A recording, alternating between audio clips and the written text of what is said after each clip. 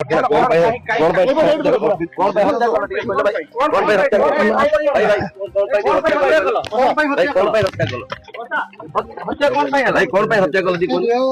एबे सुजोग अछि भाई को भाई भाई भाई एबे सुजोग अछि मस्त्री आ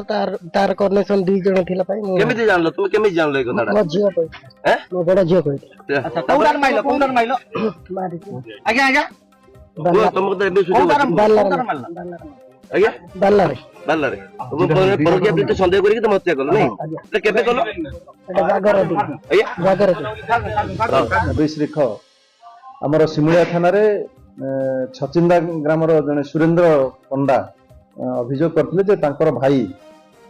श्री गजेंद्र पंडा जे कि जामुझाड़ी निकटस्थ एक होटेल करथिले जयमा दुर्गा होटेल करथिले से होटेल रे तांकर कोनोसी अजଣା व्यक्ति तांकर भाई को हत्या करछिन बोली अभियोग करथिले सेही हत्या कांड को बेस करी हमर गोटे केस रजिस्ट्रेशन होइतला सिमुलिया थाना केस नंबर 56/2026 रजिस्ट्रेशन होइतला